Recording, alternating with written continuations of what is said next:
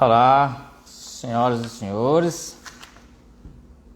Estamos aqui para mais uma live e hoje o nosso assunto é interessantíssimo. Fernanda, como vai, Fernanda do Prata?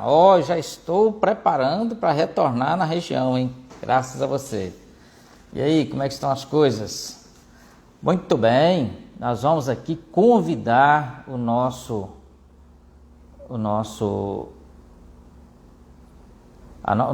colega. Deixa eu ver como é que eu faço aqui. Professor, o senhor está acessando, mas não estou conseguindo te convidar aqui não, hein? Deixa eu ver. Professor Fernanda. Abraço, Fernanda. Muito bem, muito bom. Fernanda. Deixa eu ver aqui. Tributos municipais. Aí, já estou convidando aqui o nosso pastor Robson, Alisson. Boa tarde a todos. Nosso professor Rafael já está chegando aqui. Já chegou o professor Rafael. Já estamos aqui ao vivo, professor. Boa tarde. Tudo na paz, tudo tranquilo? Tudo jóia. E contigo? Graças a Deus, estou podendo reclamar não. Estamos aqui em Governador Valadares. O senhor se encontra onde? Eu estou em Indaial, Santa Catarina. Tenho certeza que aí está bem mais fresco que aqui na nossa região, porque aqui nós temos climas de montanhas vulcânicas. Sim, aqui tá uma temperatura boa, não está nem calor, nem frio. Nós aqui, se nós tivéssemos aí já, né, a temperatura ainda está em faixa de 19 graus por aí, né? Uhum. Aqui em Minas, 19 graus aqui em Minas Gerais, na minha região, a gente fala assim, já está encarangando, ou seja, é hora de tomar uma pinga e um torresmo, para dar uma aquecida na coisa, sabe? Professor, seja muito bem-vindo, muito obrigado por aceitar o nosso convite, e nós estamos aqui para falar de um assunto muito importante, apesar das pessoas não darem a importância que ele deveria receber, que nós vamos falar da necessidade de alteração da legislação municipal para atender as mudanças trazidas não só pela lei complementar 175, mas também pela lei complementar 155, né? Então, nós precisamos aqui em uma hora resumir tudo que a gente tem que falar sobre a matéria, e eu gostaria de mais nada de te apresentar, professor Rafael Gonçalves, fiscal de tributos municipais, ex-presidente e membro da CONFAT, AMOSC, membro do CONFAS de Santa Catarina, integrante do Grupo de Técnico de Trabalho para Assuntos Tributários da FECAM, parceirona nossa aí, graduado em Administração de Empresas, pós-graduado em Direito Tributário, professor de Direito Tributário e de Tributos Municipais, autor do e-book Análise da Lei do ISS-QN, a Lei Complementar 116, que foi alterada aí pela Lei Complementar 155, pela Lei Complementar 175, que é o assunto que nós vamos falar aqui. Professor, antes de mais nada, eu queria dizer o seguinte, eu com a experiência que eu tenho em gestão pública municipal, eu já fui quase tudo em prefeitura, já fui de controlador, de contador, de assessor, de consultor, de auditor, então eu já circulei bastante as unidades administrativas de uma prefeitura. E te confesso que uma das minhas frustrações, a princípio, é a área tributária. A área tributária, ela é, de certa forma, não valorizada como deveria, no âmbito municipal. Eu penso que nós temos mais pessoas que exercem mandato do que pessoas que são gestores. Eu até peço perdão se alguém seja gestor que está nos assistindo, mas nós temos muito mais pessoas que se preocupam pela questão político-partidária de não cobrar os tributos, não executar os direitos, né, que o município possui em relação à execução de tributos, do que propriamente, né, é o que nós esperamos que aconteça. É claro, cobrar tributos não é simpático, cobrar tributos é antipático, gera desgastes, e a execução fiscal pior ainda, e muito Pior quando nós temos ocupantes de procuradores, de cargos de procuradores municipais que são comissionados, então eles não têm para eles essa tarefa de execução fiscal. Mas nós, como os operadores do direito tributário, nós temos a obrigação de dizer ao nosso gestor que ele tem que dar uma atenção especial para a questão tributária do seu município, começando pela atualização do Código Tributário, eu tenho certeza que é uma das coisas que o senhor vai abordar aqui.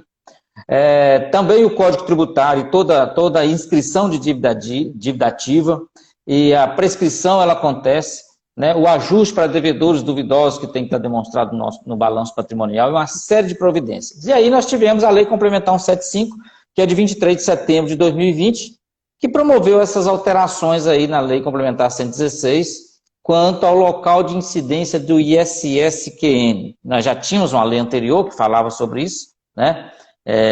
A Lei 157, né? Eu falei 155, mas é 157. Então, nós tínhamos essa mudança já. Então, aí vieram várias notícias. Eu só estou fazendo essa introdução para o professor depois esclarecer para nós. Então, tem notícias dizendo que o local de incidência do ISS mudou, mas a mudança no local de incidência foi só para alguns subitens citados naquela lista da 116, né? Que se refere a plano de saúde e demais serviços. Não, alguns continuam a mesma coisa. Então, aí veio a Lei Complementar 175, que, na verdade, foi viabilizar a mudança que já tinha ocorrido pela Lei Complementar 157 de 2016. E quanto ao local da incidência do imposto para aqueles serviços, e que o Supremo Tribunal Federal tinha suspendido através de uma decisão liminar em março de 2018. Bom, a Lei 175 traz no seu artigo 2º, que menciona o seguinte: o ISS-QN devido do serviço será apurado pelo contribuinte e declarado por meio de sistema eletrônico de padrão unificado em todo o território nacional, né? Conforme definido pelo comitê gestor. A lei fala também desse comitê gestor. Pois bem, professor, aí eu quero te indagar e te deixar à vontade para você fazer suas considerações e sua explanação, que a live é sua, eu só estou aqui para assistir também, né? E dar boas-vindas aos nossos colegas que estão chegando, Etevaldo, né? E demais, e Delma, né? O Vitorino, o Joséias, Luiz, então a Roberta. Então tem uma afinidade de pessoas aí que nós estamos recebendo nessa live. Então a pergunta é: professor, qual o prazo para esse sistema integrado estarem funcionando plenamente? Quais são os atos necessários para que os municípios venham adequarem à Lei Complementar 175? E qual a necessidade de atualização de um Código Tributário Municipal? Só que eu não quero deixar o professor triste para dizer a ele que tem Código Tributário aqui que é de 1983, tá? Tem esses Códigos Tributários ainda. Então, como nós estamos num período eleitoral, né? E ainda temos o princípio da noventena, né? Que nós temos para a matéria tributária, né? E a outra pergunta final é: se o prefeito eleito chegar, encontrar uma lei atualizado, um Código Tributário atualizado, e ele fala: não vou colocar isso em prática, não. Quais seriam as considerações do professor em relação a isso que eu acabei de mencionar? Por favor, fique à vontade, eu vou ficar aqui te assistindo. Tá bom, professor. Vamos lá. Primeiramente, queria agradecer aí a oportunidade que a gente está fazendo esse bate-papo aí sobre o ISS, né? Esse imposto aí, esse tributo de competência municipal. Então, vou fazer algumas introduções para a gente fechar todo um raciocínio até o final da questão da Lei 175, tá? Então, como eu falei, esse imposto aí, que é um imposto de natureza de competência municipal, ele é um imposto que ele causa muita dor de cabeça, né, para todo mundo, né? Tanto para o ente em si, que na ânsia de cobrar, ele vai tentar cobrar tudo que for possível, e tanto uma dor de cabeça para o contribuinte, né, para o prestador de serviço, que muitas vezes ele não sabe, ou acontece casos de 2 municípios, né, estarem fazendo a cobrança do ISS, né, daí ele fica sem uma solução. Então, o que acontece? A nossa Constituição, Constituição de 88, ela diz lá que a União, né, um dos papéis lá da União em matéria tributária, é dirimir conflitos de competência, né, nessa disciplina, em matéria tributária, através do quê? De qual instrumento? Do instrumento da lei complementar, de uma lei complementar. Então, o que aconteceu? Lá em 2003, através da lei complementar 116, né, foram trabalhados alguns pontos exigidos por lei complementar, como, por exemplo, o fato gerador, a base de cálculo, quem é o contribuinte, né, do ISS, e dirimir alguns conflitos aí de competência aí, tá? Então, o que acontece? Foi feita essa lei e nós temos lá como regra, no artigo 3º, que o ISS, né, que o serviço ele é considerado prestado e o ISS devido no local do estabelecimento prestador. Ou seja, eu aqui, Rafael, estou prestando serviço para alguém aí de Governador Valadares. Se o meu estabelecimento é aqui em Indaial, então, pela regra, né, do artigo 3º, esse tributo vai ser devido aqui em Indaial, tá? Essa é a regra geral. Mas existem exceções. O legislador colocou 22 exceções num primeiro momento, onde essas exceções elas deslocam, né, a competência, ou seja, o critério espacial, e eles deslocam o critério subjetivo da tributação, porque o critério espacial é aquele onde que o serviço, no caso do ISS, onde o serviço vai considerar prestado, e o critério subjetivo é qual é o ente, né? No caso do ISS, qual município está apto para fazer a cobrança.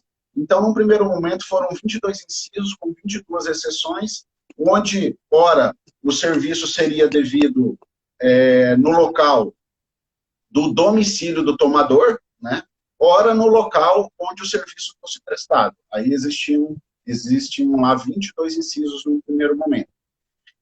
Só que, como tudo depende de interpretação, existem alguns serviços, né, que começaram a ter alguns conflitos, né? Municípios cobrando, né, 2 municípios cobrando o mesmo tributo pelo mesmo fato gerador, pela mesma prestação de serviço. Então, o que aconteceu? Lá no dia 30 de dezembro de 2016, foi editada a Lei Complementar 157. Essa Lei Complementar 157, ela acrescentou nesse rol de 22 incisos de exceções, ela acrescentou mais 3 incisos, que ela tratava lá, especificamente original, dos serviços 4.22, 4.23, 509, 1004, 1501 e 1509. Então, foram 3 incisos a mais, onde essa lei ela deslocou o local da prestação, onde o serviço era considerado prestado, né, e para qual município seria devido, ele deslocou do local do estabelecimento prestador para o domicílio do tomador do serviço. Essa era a ideia, numa ideia até de uma justiça fiscal maior para com os vários municípios do país, né, são 5.570 municípios, né, onde, para esses serviços, que são serviços relacionados, como o professor já falou no início, relacionados a plano de saúde, né, a plano de saúde também na área veterinária, a administração de cartão de crédito, a leasing, enfim, uma série de serviços, né, relacionados com o quê? Quando esse serviço era prestado, pela regra do artigo 3º da 116, esse tributo ele ficava para o estabelecimento prestador. E essas empresas, elas prestam serviços no Brasil inteiro, né? Então, era injusto que esse tributo ficasse concentrado em poucos municípios. São 6, 7, 8 municípios que concentravam toda a arrecadação desses serviços, tá? Então, foi pensando nisso que daí surgiu a Lei 157, né? Deslocando o critério espacial, né, para o local do tomador dos serviços. Aí o que acontece? Nessa linha do tempo bem breve que a gente está falando aqui, houve então a publicação da Lei 157, melhor dizendo, no dia 30 de dezembro de 2016, né? E isso em alguns municípios começou a ser aplicada essa nova sistemática, tá? Só que, porém, foi o ministro Alexandre de Moraes, como o professor já falou também, recebeu lá uma demanda onde para tratar de possíveis inconstitucionalidades nessa lei 157. E o que aconteceu? Esses serviços, né, que são os 3 últimos incisos, o inciso 23, o inciso 24 e o inciso 25, que foram acrescentados pela Lei Complementar 157, deslocando o local de onde o ISS é devido lá, deslocando do estabelecimento prestador para o estabelecimento, para o domicílio do tomador, né, elas estão com a sua eficácia suspensa atualmente. E isso é lá da ADI 5835. Tá?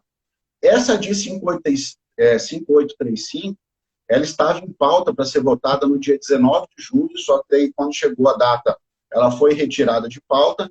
Em resumo, não foi resolvida essa questão. Só que no meio do caminho, nesse meio tempo, o Congresso, né, já foi trabalhando também, né, numa questão de fazer uma outra lei para tentar sanar essas possíveis inconstitucionalidades que ainda não foram julgadas na DIA ali, 5835, né, para tentar minimizar aqueles problemas. Porque o que acontece? Foi definido que para esses serviços do 422, 423, 509, 1501 e 1509, que seria devido no local do domicílio do tomador. Mas o que é o domicílio do tomador? Né? Qual que é o domicílio do tomador? São serviços, às vezes, complexos. E, por exemplo, vamos pegar no caso de planos de saúde. Tá? Tem uma empresa, essa empresa contrata um plano de saúde para os seus funcionários. Qual é o domicílio? É o da empresa que contratou? É o dos funcionários? De quem que é? Enfim, isso ficou impraticável, né, e continuou gerando conflitos, né, entre os municípios achando que era de uma forma, outros municípios de outra, e lógico, cada município puxando a sardinha para o seu lado. Isso é óbvio. Né? Então, na verdade, isso ainda ficou confuso, ainda ficou nebuloso. Então, o que acontece? Então, o ministro Alexandre de Moraes achou por bem deixar suspenso esses dispositivos. Tá? Então, veio aí no meio do tempo, o Congresso foi trabalhando e trabalhou. Trabalhou até que chegou na composição dessa, que inicialmente era o projeto de lei 170, né, lá no Congresso, e chegou nessa lei 175. E o que essa lei 175 trata? Essa lei 175, ela vai tratar, primeiro, especificamente desse serviço que a gente falou, que foram serviços que deram problema com a edição da 157, que são esses serviços ali relacionados a planos de saúde, a planos ali veterinários e a questão bancária lá, seja administração de cartão de crédito ou leasing. Tá? Então, só a 175, ela trata especificamente desses serviços. Tá? Uma confusão que às vezes me perguntam, e eu participo de alguns grupos e observo, a 175 mudou toda a sistemática de cobrança do ISS. Não é isso, tá? O que tem que ficar claro é que as mudanças que foram trazidas, né, pela Lei Complementar 175 foram somente referente a 5 serviços, a 5 subitens da lista anexa lá da Lei 116. Então, não são para todos.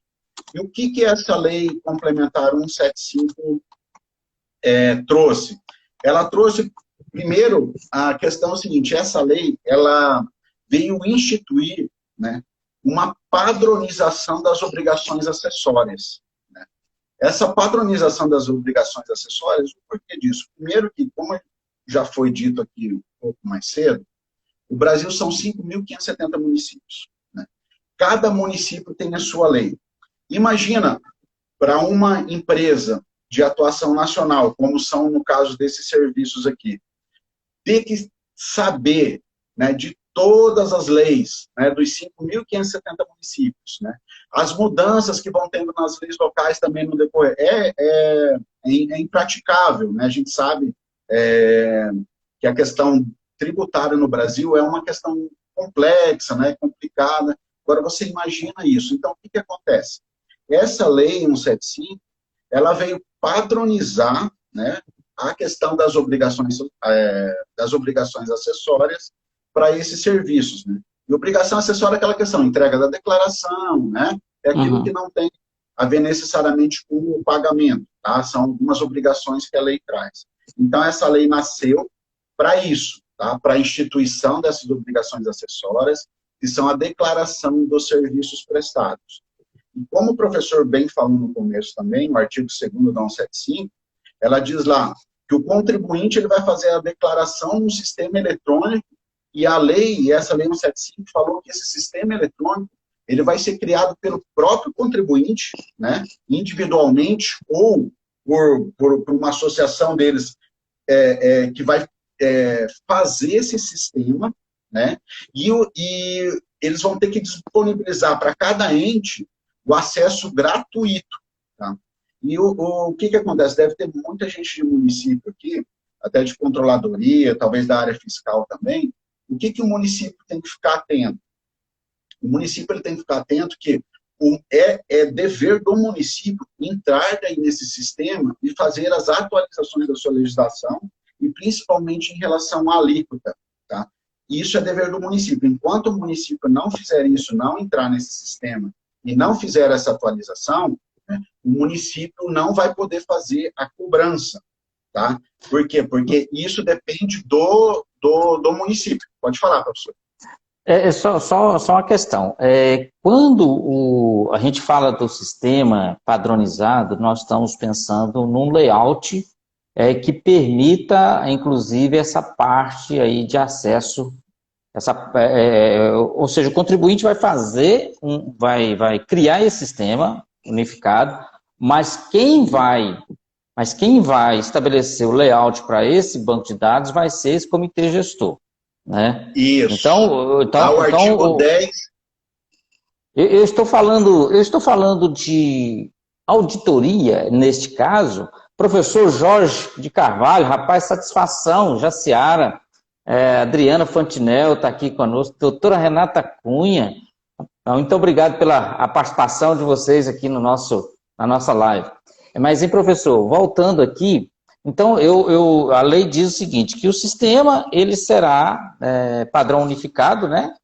Obviamente, sim, esse layout vai ser definido por esse comitê gestor, e vai estar aberto aos órgãos públicos, ou seja, aos municípios, a acesso, e esse acesso é para verificação, é para compilação de dados, ou é auditoria? As duas coisas, tá? O acesso ele vai ser para que o município faça a atualização. Vamos imaginar que determinado município X, né, numa altura do campeonato, foi lá e alterou uma alíquota desses serviços. Tá? O prestador de serviço, ele vai trabalhar com a alíquota que tiver registrada no sistema. Então, se o município mudou, por exemplo, uma alíquota, o município vai ter que entrar nesse sistema, ir lá fazer a alteração dessa alíquota e colocar a legislação que fez a alteração dessa alíquota. Tá? Então, ele vai funcionar assim. E também lá vão ter as informações e os subsídios necessários para se fazer uma auditoria também, né? Porque as declarações estarão lá, como foi falado, e esse layout ele vai ser definido por um comitê, como hoje, eu acredito que eles quiseram dar uma copiada na questão do Simples, né, que existe um comitê gestor, então a lei prevê, cria, né, um comitê gestor, fala que esse comitê gestor vai ser formado por 10 membros, né, sendo 5 representantes de capitais, uma de cada região do país, né, e 5 representantes de municípios que não são capitais, também um município de cada região do país. Então, esse comitê gestor ele vai fazer algumas definições, né, para que o contribuinte, para que ele cumpra, né, faça o layout lá de acordo com o que for determinado. Tá? Uma questão interessante que é o seguinte, essa lei complementar foi editada agora 23 de setembro de 2020. Tá? A lei ela prevê um tempo de adequação para fazer esse sistema e colocar para rodar. Que é o quê? São os meses de janeiro, janeiro, fevereiro e março, né? São basicamente o tempo de adaptação. Então, até lá, em tese, esse comitê já vai ter que ter sido criado, já vai ter que ter sido definido o layout, né? de como que vai funcionar isso com acesso aí para os municípios. Aí o que que acontece? Esses fatos geradores que ocorrerem no mês de janeiro, fevereiro e março, não vai haver a necessidade de um pagamento por parte do contribuinte desse ISS. Esse ISS foi aberta a possibilidade exclusivamente para esses meses do pagamento ser efetuado no dia 15 de abril. Tá? Então, para esses casos específicos. Aí depois entra na roda, né, de todo mês, né, todo dia 15, fazer os pagamentos do ISS. Mas, num primeiro momento, para início, seria 15 de abril primeiro. Pode falar, professor. Deixa eu fazer vou te fazer uma pergunta bem básica, mas basicona mesmo, né? Veja bem, uma empresa, vamos imaginar que tem uma empresa de São Paulo e o fato gerador, o contratante dela vai ser aqui em Governador Valadares e ela vai prestar o serviço aqui. Vamos imaginar que seja assim. Então, de acordo com essas regras, eu acho que a justiça tributária seria que o recolhimento do ISS fosse aqui, onde ocorreu o fato gerador, onde o contratante está aqui.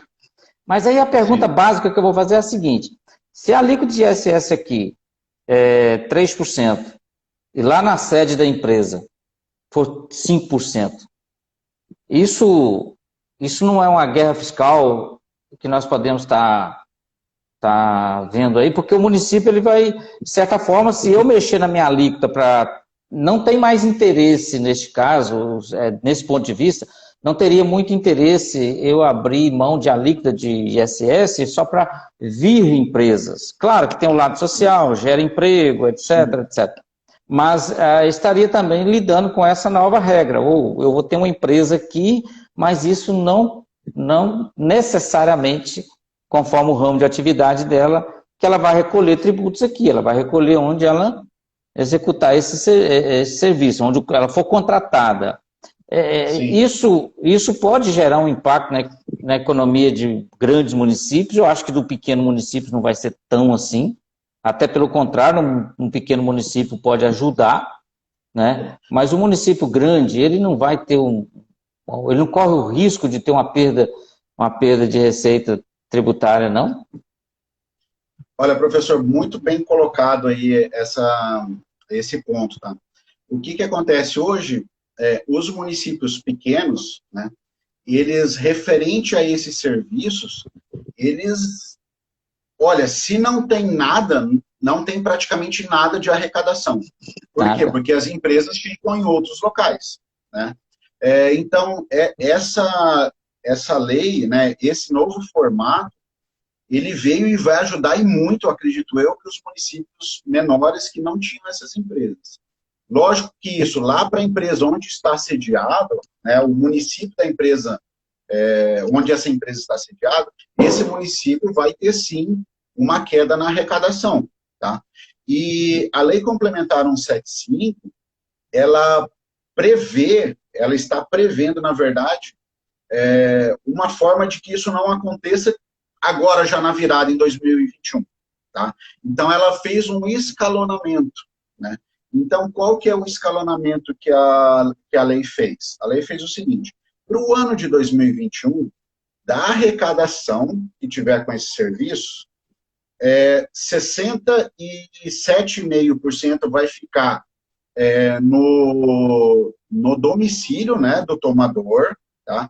E 32,5% vai ficar lá no 66,5% vai ficar no domicílio do tomador, e a diferença, que é 33,5%, vai ficar no estabelecimento prestador. Então, vai estar dividido.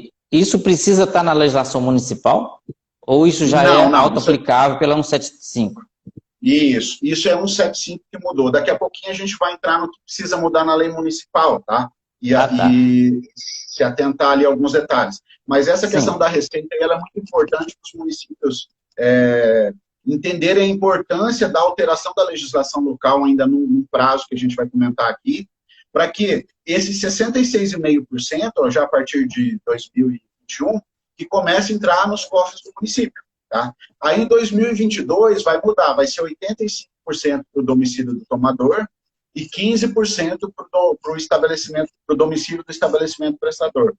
Já a partir de 2022 vai ficar 100% com o domicílio do tomador. Isso para aqueles subitens que foi alterados pela 175. Isso. Reforçando, aqui a gente está tratando a matéria única e exclusivamente da 175, que ela trata só dos itens 422, 423, que estão relacionados a plano de saúde, ao 509, que é equivalente ao plano de saúde, só que para veterinária, né, para o segmento veterinário, para os itens 1501 e 1509, que estão relacionados a banco, que está relacionado aí à administração de cartão de crédito e a leasing. Tá? Então, são isso que a gente está falando aqui. Por favor, pessoal, é só para esses serviços, tá? Não são para todos os serviços, não. É exclusivamente para esses serviços. Deixa eu jogar mais uma dúvida aqui. Vamos imaginar que eu sou o prefeito lá do município de Itambacuri. Lá, digamos que lá tenha 26 mil habitantes e tenha 3 estabelecimentos bancários. Perfeito. Eu lá da prefeitura, mal eu tenho um fiscal. E a gente chama aqui fiscal de tributos, mas é o fiscal que vai na rua, ver se vai conceder alvará, essas coisas, né? E fiscal, eu tenho um secretário. 1.001 utilidades. Exatamente, é isso aí mesmo.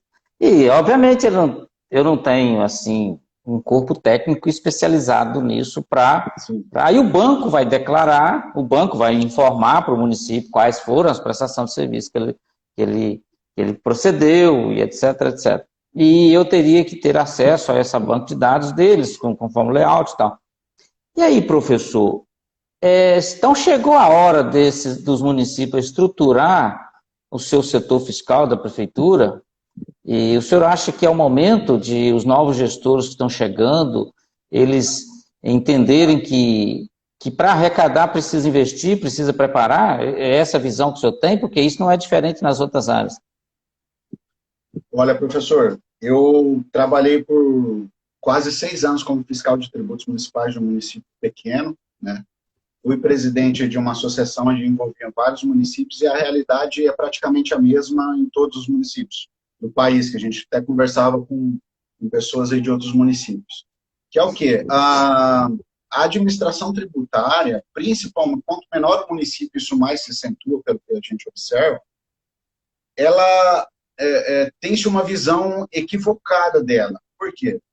Tem-se uma visão de que ela tira voto e talvez por isso não se invista na administração tributária.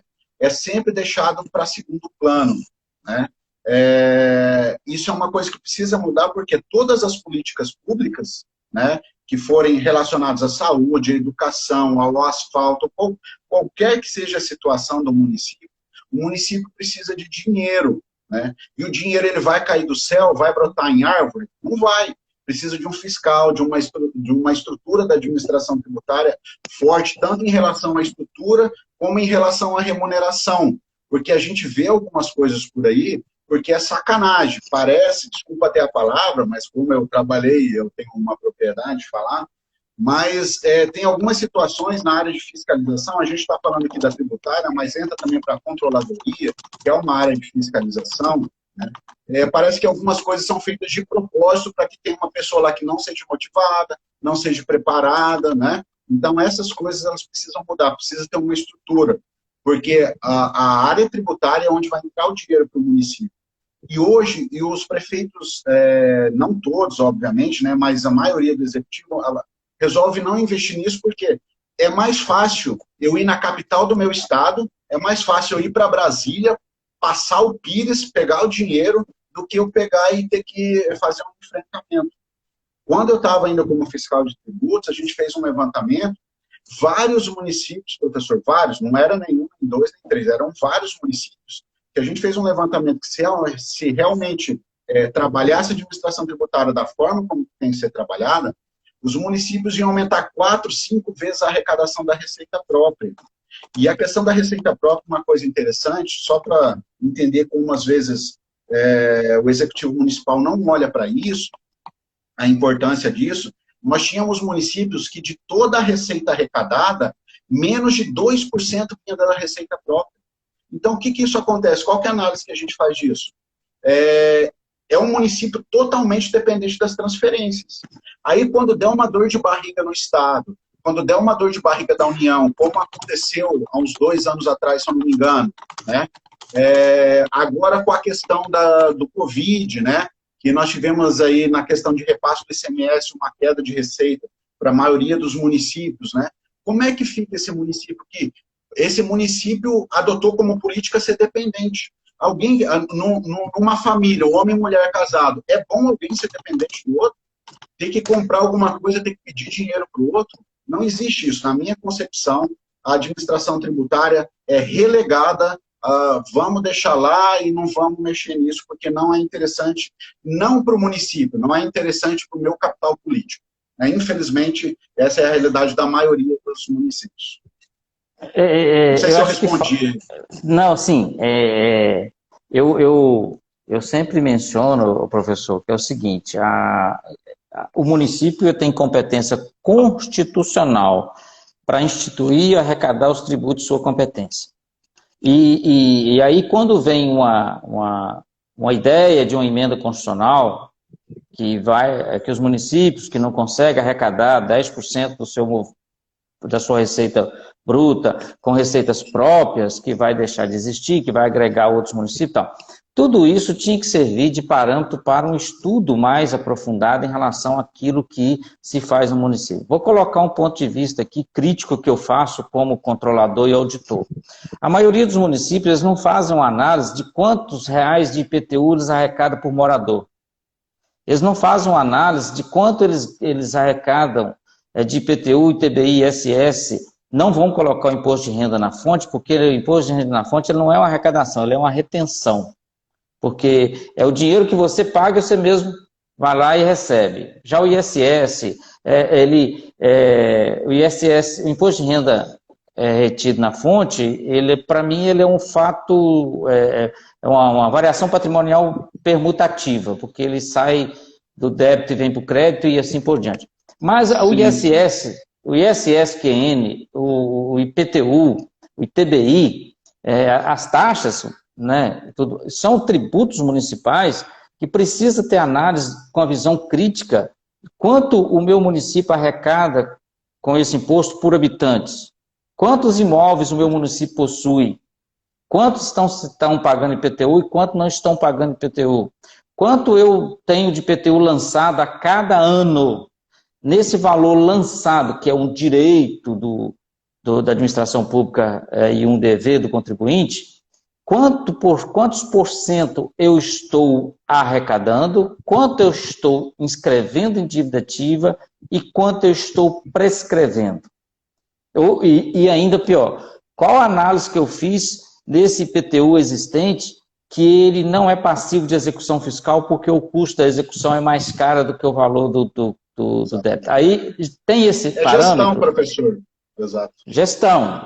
Tem esse parâmetro, você tem essa análise, e aí eu te pergunto, tudo bem, mas se você não tem essa análise, eu diria, como que você quer melhorias para uma cidade?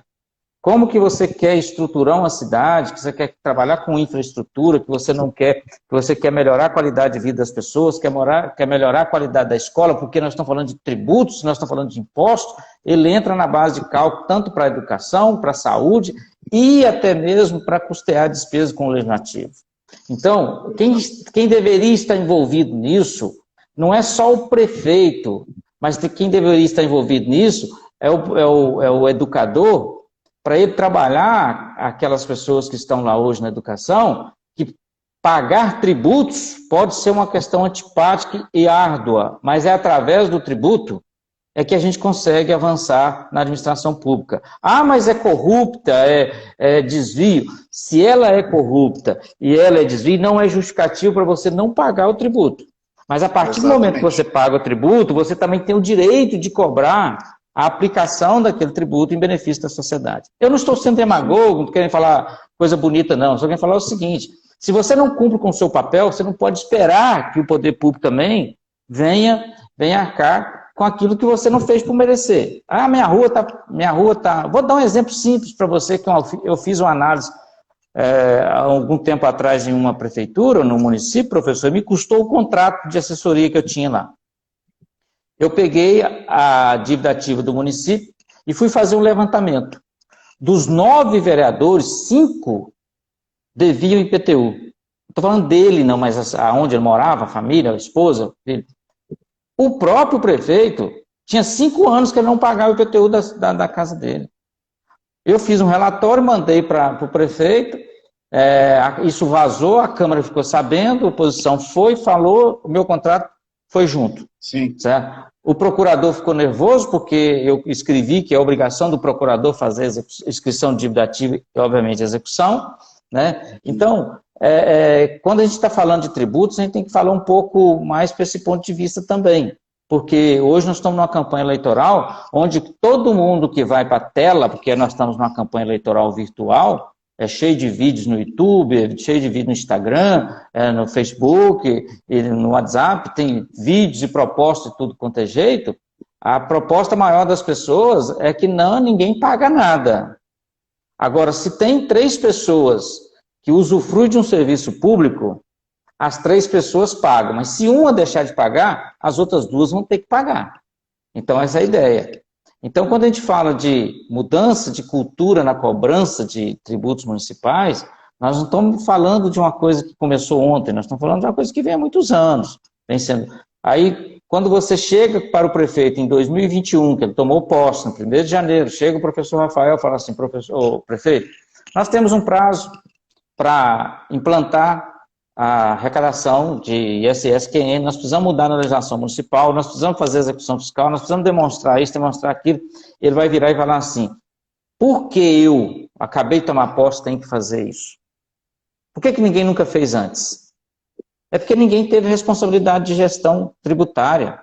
Não existe gestão tributária em municípios com abaixo de 20 mil habitantes. Isso é uma coisa...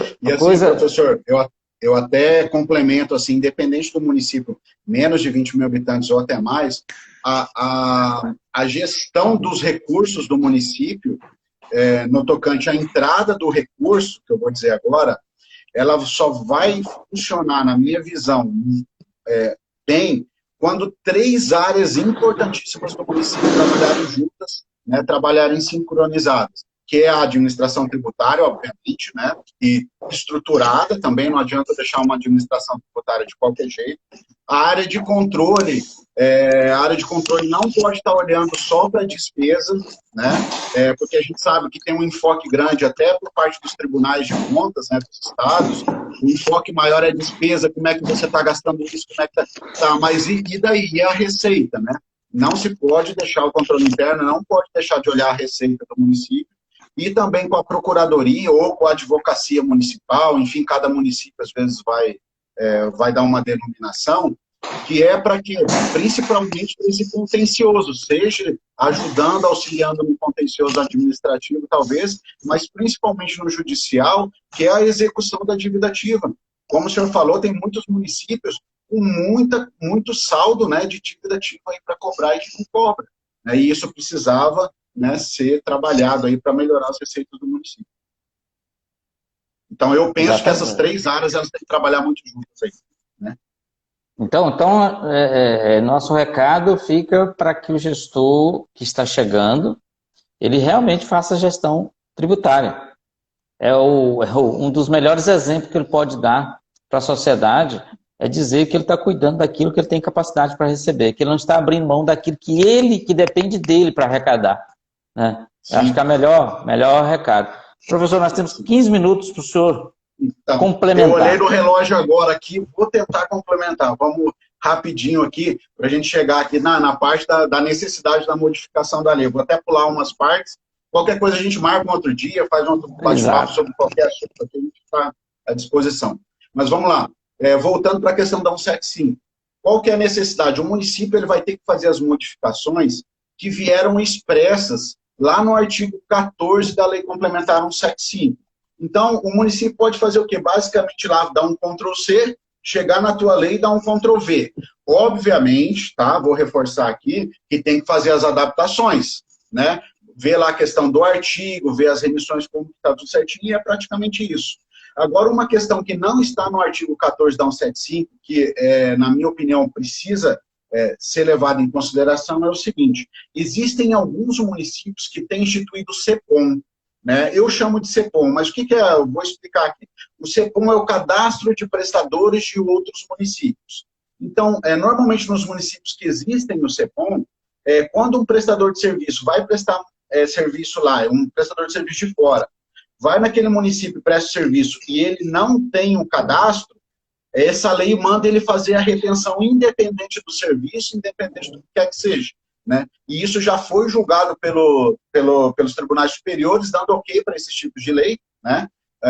Só que, para o detalhe específico da 175, que são os subitens 422, 423, 509, 1501 e 1509, para esse serviço não pode ter CEPOM. Por quê? Porque a obrigação acessória vai estar regulada toda ela pela Lei Complementar 175.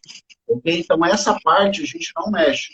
Então, o que o município ele vai ter que mudar? Ele vai mudar, basicamente, ele vai entrar no artigo 14 da Lei 175, vai olhar lá e vai colocar isso para dentro da tua lei, com as adaptações, obviamente, que precisam ser feitas, né, de cada município. Tá? Então, o município precisa fazer isso. E por que ele precisa fazer? Porque é o seguinte: a lei complementar é uma lei que ela traz normas gerais em matéria tributária, ela não institui nenhum tributo.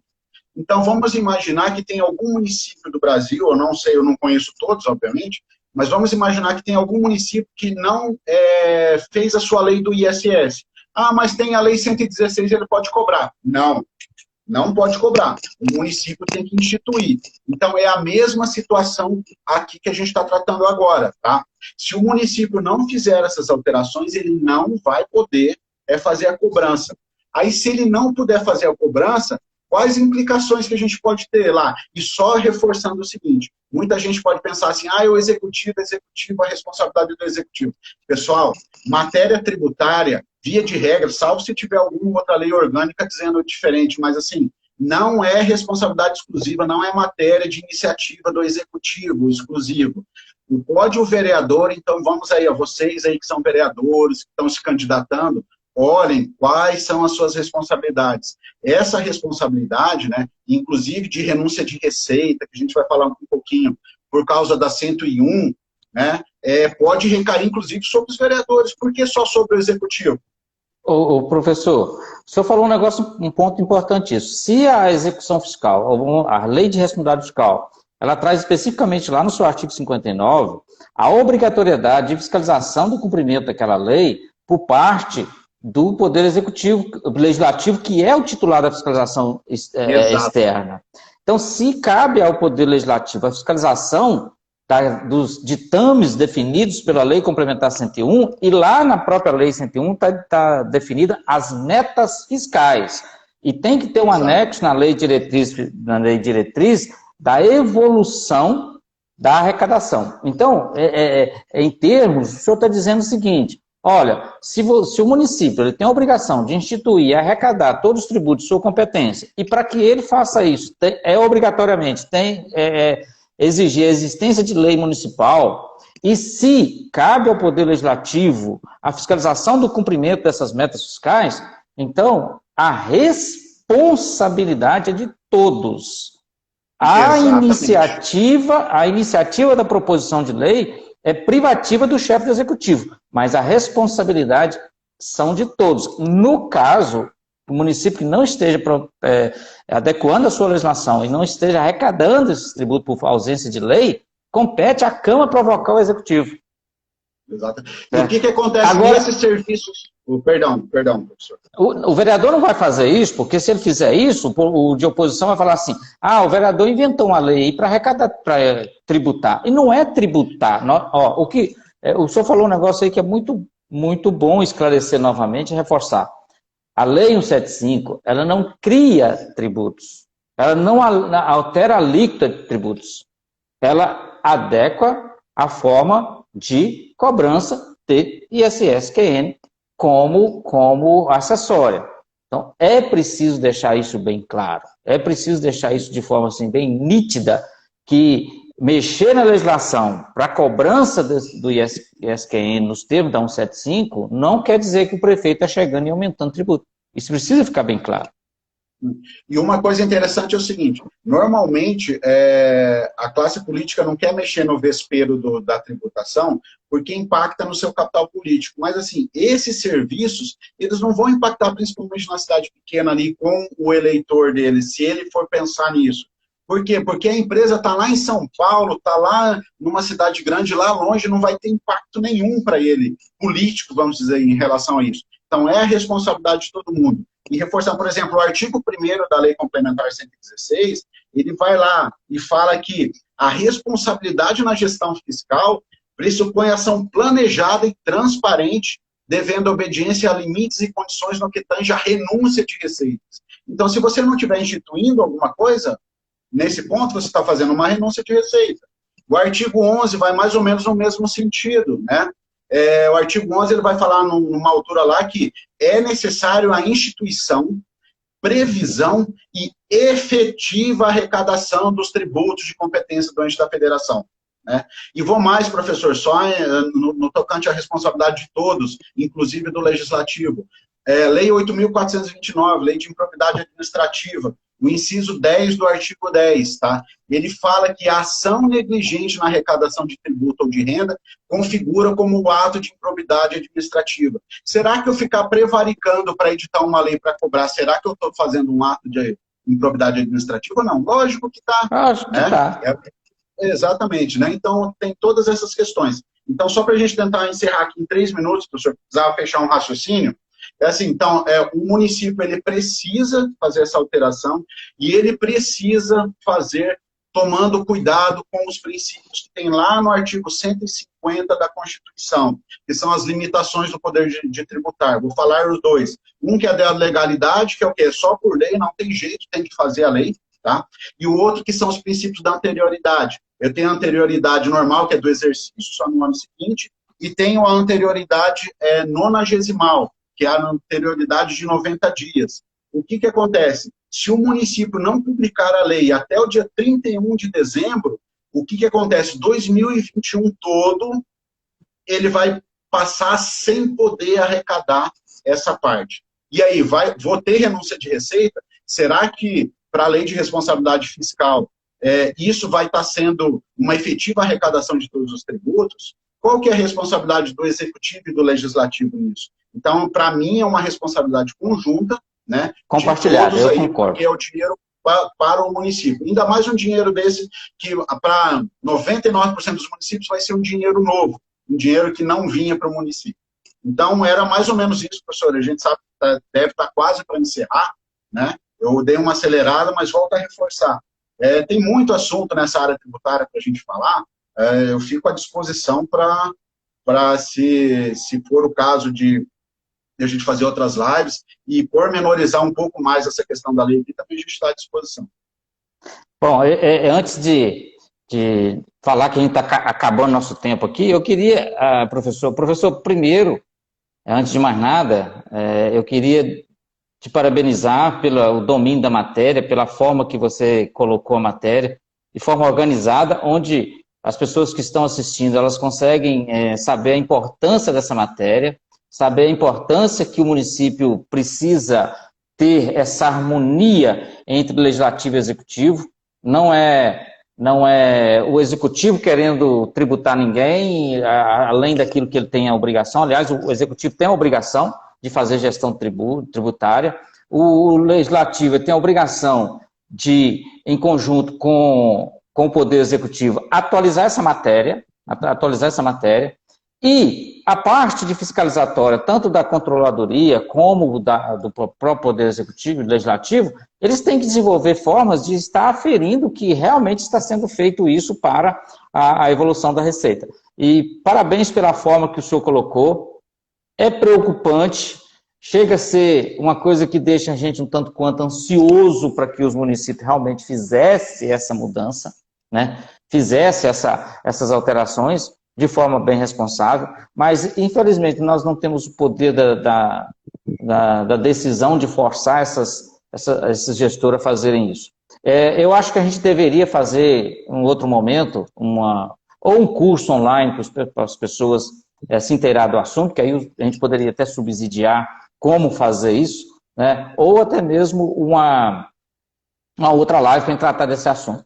Mas antes de encerrar, eu queria agradecer aqui algumas pessoas que prestigiam a gente sempre que está fazendo as lives, como Gardênia, Humberto, né? As pessoas que realmente têm interesse, o Célio e o Homero. Tiveram até umas perguntas aqui, professor, que eu recebi pergunta aqui no meu grupo do WhatsApp e recebi perguntas também aqui na nossa live. Mas é uma pergunta que me foi feita aqui no grupo de WhatsApp que eu queria até reforçar ela com o senhor. Primeiro é o seguinte, qual a penalidade que o gestor que está deixando o cargo está sujeito caso ele não tome nenhuma providência até 31 de dezembro para atualizar a legislação? Aí eu só quero, antes de eu responder, que adiantar. Acho que o gestor, não sei se vai ter penalidade, mas o município vai. O município com certeza vai ser penalizado, né? E quando a gente diz o município, assim, a população do município será penalizada, né? Porque vão ser recursos que vão deixar de entrar para novas políticas públicas aí que podem estar indo para a saúde, para a educação, para o asfalto que você pede na rua, enfim. Mas, enfim, existe a lei de responsabilidade fiscal. Nós citamos aqui alguns poucos artigos, né, até pelo tempo aqui, mas existe sim, talvez, a possibilidade de um enquadramento disso daí, né, na questão da responsabilidade fiscal. Porque, em virtude desses artigos que a gente falou da lei de responsabilidade fiscal, se o município não está instituindo adequadamente os seus tributos, tudo aquilo que é de sua competência que ele pode fazer, ele está infringindo. E uma coisa assim que me deixa até mais cabreiro é o seguinte, se o município deixa de instituir ou deixa de fazer isso, em tese assim, bom, se eu não vou cobrar nada, eu não estou precisando de dinheiro. E se eu não estou precisando de dinheiro, por que eu vou passar o PIS na capital do estado ou em Brasília? É uma coisa que não tem lógica, entendeu? E sendo que eu tenho muito recurso na mão, né, que eu posso trazer ali para mim. Ô, professor, mas nós sabemos que lá em Brasília tem a questão das emendas impositivas, que elas são colocadas para os prefeitos como uma forma de cabresto eleitoral e etc. Com certeza. Bom, antes, o professor Adriano Fantinel, que é lá de Porto Alegre, excelente, professor Jonas Tadeu está aqui com a gente, né? Quero mandar um abraço, que eu vi uma fiscal aqui, a Ludmila, lá de Telêmaco Borba, Paraná. Salve aqui para ela aqui, que eu estou passando aqui, estou vendo algumas coisas aqui também agora. Professor, obrigado, suas considerações finais, que nosso tempo está acabando. Bom, bem rapidinho mesmo, que já está acabando. Bom, primeiro, assim, agradecer novamente a oportunidade, colocar à disposição, né? Podem me procurar aí também nas minhas mídias sociais, aí tem essa daqui que eu estou falando agora, que é Tributos Municipais. Podem entrar lá, a gente tem novidades lá, fico à disposição, e só reforçando que o município precisa, sim, fazer a adequação da sua legislação local, né? Seja a legislação esparsa do ISS que ele tem, ou lá dentro do Código Tributário. Ótimo. E nós vamos deixar essa live gravada, vai estar lá no meu Instagram, e o professor também vai baixar e colocar nas suas redes sociais lá, e as pessoas podem compartilhar lá, e sempre que precisar, nós vamos estar aqui à disposição, né? Vai ficar gravado sim. Professor, mais uma vez, muito obrigado pela participação, espero que nós possamos nos encontrar mais em breve. Eu vou estar pensando aqui para a gente fazer um evento voltado para a atualização dessa legislação municipal, mesmo que a gente não consiga provocar isso de uma forma eficiente agora em 2020, mas que pelo menos sirva de uma referência para os gestores que estão chegando. Mas a gente precisa reforçar isso. Acho que é o momento de Câmara e Executivo entender que é preciso atualizar a legislação ainda esse ano. Nem que tenha que fazer convocações extraordinárias, nem que tenha que fazer aí regime de urgência, mas que atualize principalmente aqueles que nem fizeram a adequação anterior, né? Que precisa fazer tudo agora. Mas fica aqui a nossa contribuição, nosso papel é motivar mesmo, nosso papel é provocar as mudanças para essas pessoas. Espero vê-lo em breve em uma outra live ou num outro evento que a gente possa discutir esse assunto. Tudo bem? Valeu, professor. Obrigado, abraço aí para todo mundo. Um abraço e até a próxima, se Deus quiser. Fica com Deus. Obrigado a todos que participaram. Vai estar gravado lá no nosso Instagram, tá bom? Um abraço a todos.